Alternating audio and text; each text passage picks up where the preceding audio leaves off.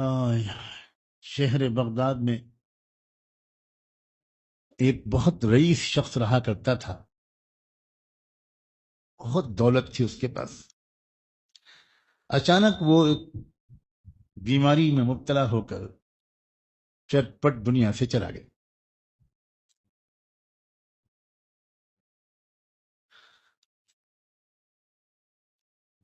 ایک ہی بیٹا تھا اس کا، ساری دولت اس کو مل گئی مفت میں، اور بغیر محنت کے اگر دولت مل جاتی ہے تو اکثر اس کی قدر نہیں ہوتی، اس کا صحیح استعمال نہیں۔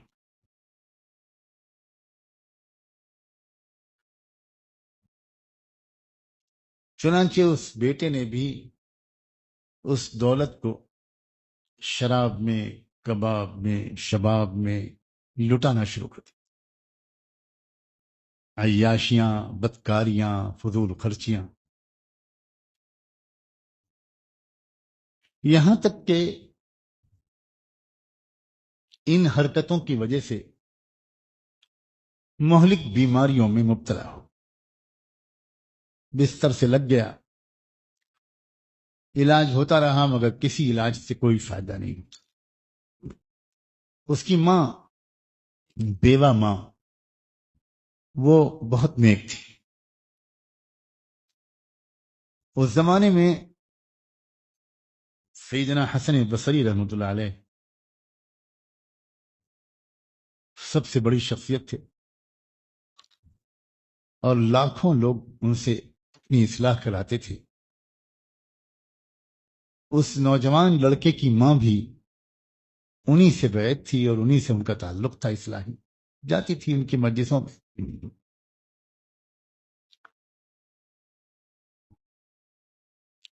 بہت سمجھاتی تھی اپنے بیٹے کو، بہت روتی تھی، لیکن وہ تھا کہ جوانی کا اور دولت کا ایک نشہ تھا، نہیں سمجھ میں آتا۔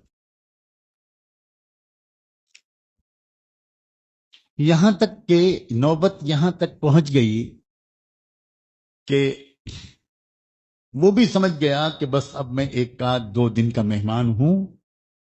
علامتیں جو ہوتی ہیں وہ ظاہر ہونے لگیں، اور پھر اس کے ماں نے پھر سمجھایا، بیٹا اب بھی چلے چلو، تم حضرت حسن بصری کی مجلس میں چلے چلو، وہاں چل کے توبہ کر لو، لیکن نہیں مانا۔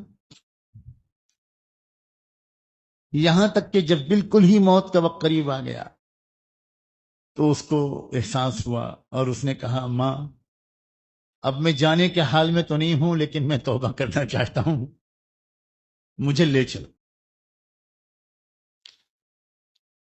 بلکہ مجھے کیا لے چلو، میں جا تو پاؤں گا نہیں، تم جا کر ان سے اتنی درخواست کر دو کہ میرا ایک نالائق بیٹا مرنے والا ہے، آنے کے حال میں نہیں ہے، سانس اکھڑنے لگی ہے، آپ خود تشریف لے چلیے اور اس کو توبہ کرا دیجیے۔ ماں پھر ماں ہے، ماں کی ممتا نے جوش مارا، خوش ہو گئی۔ ماں اتنی نیک تھی کہ مرنے کی فکر یا مرنے کا ڈر تو تھا ہی کہ میرا بیٹا اب نہیں بچ پائے گا، اس سے زیادہ وہ اس کے لیے روتی تڑپتی تھی کہ مرنے کے بعد میرے بیٹے کا کیا حشر ہوگا۔ جب بیٹے کی زبان سے یہ بات سنی تو ماں کے دل میں امید جاگ گئی، ماں نے جلدی سے برقع اوڑھا اور بھاگی، حضرت کے پاس پہنچی اجازت لے کر، اور کہا کہ حضرت آپ سے اپنے جس بیٹے کے لیے میں بار بار دعا کراتی تھی، اب وہ لگتا ہے کہ بالکل مرنے والا ہے۔ ابھی تک تو بہت سمجھانے کے باوجود اس کی سمجھ میں نہیں آتا تھا، لیکن اب وہ توبہ کرنا چاہتا ہے۔ اس نے مجھے بھیجا ہے کہ میں جا تو نہیں پاؤں گا، حضرت آ جائیں مجھے توبہ کرا دیں۔ حضرت حسن بصری نے کہا کہ دیکھیں بھئی، میں تو اس وقت ابھی مجھے درس حدیث دینا ہے، ہزاروں لوگ انتظار میں ہیں، میں تو نہیں جا سکتا، معذرت کر لی۔ ماں بیچاری روتی ہوئی واپس آ گئی، بیٹا ٹکٹکی باندھ کر دیکھ رہا تھا۔ ماں آئی، بیٹے نے پوچھا کہ کیا ہوا؟ ماں نے کہا بیٹا تیرا نصیب خراب ہے، میں زندگی بھر تجھ سے کہتی رہی کہ تو چل، تو نہیں مانا، آج ان سے درخواست کی تو انہوں نے بھی معذرت کر دی، اور ان کو معذرت کرنے کا حق ہے۔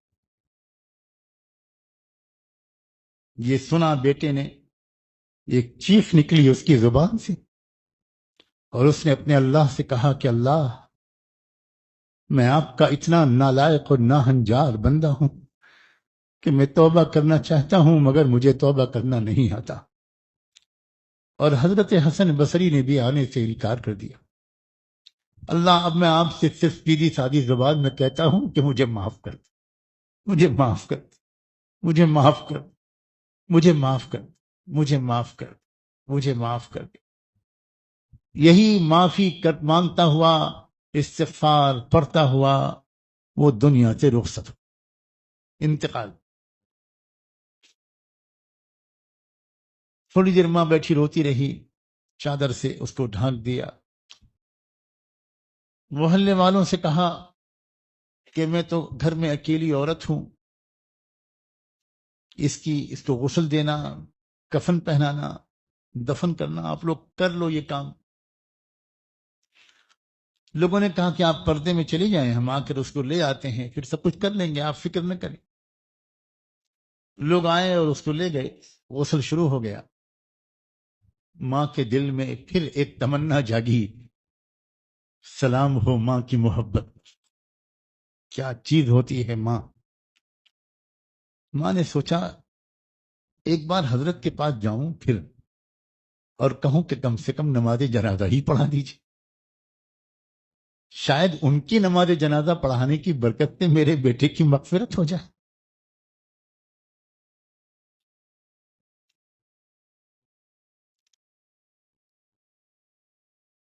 پھر پہنچی، پھر حضرت سے درخواست کی۔ حضرت کو یہ سن کر اس وقت معمول کے خلاف ایک جلال آ گیا، غصہ آ گیا، ناراضگی آ گئی۔ حضرت حسن بصری نے فرمایا کہ جس نے زندگی میں کبھی ایک نماز نہیں پڑھی، میں اس کی نماز جنازہ نہیں پڑھا سکتا۔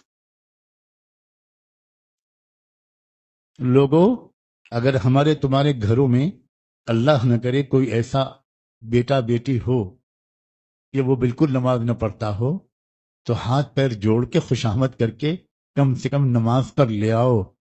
بہت سے فقہا کا یہ مسلک ہے، ان کی تحقیق ہے کہ جو بے نمازی حالت میں دنیا سے جائے گا اس کی نماز جنازہ پڑھنا جائز نہیں ہے۔ حضرت حسن بصری کا یہی مسلک تھا، فرمایا میں نہیں پڑھاؤں گا نماز۔ پھر ماں واپس آ گئی روتی ہوئی۔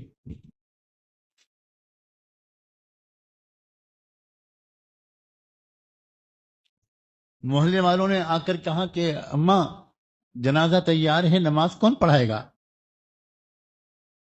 ماں نے کہا کہ بیٹا آپ لوگ آپس میں مشورہ کر لو، محلے میں جس سے چاہو پڑھوا لو۔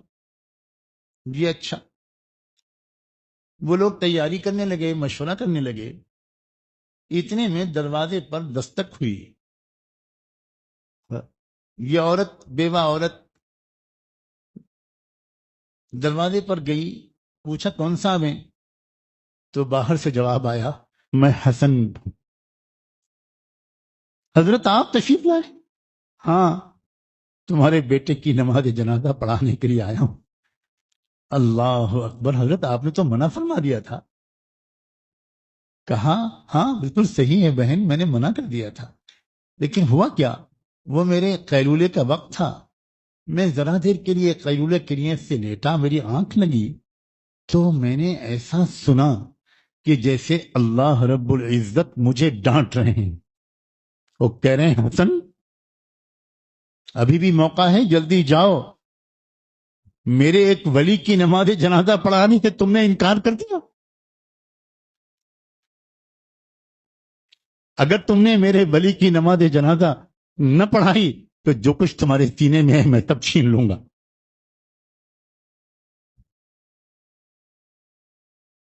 کتنے مہربان ہیں اللہ، اللہ اکبر۔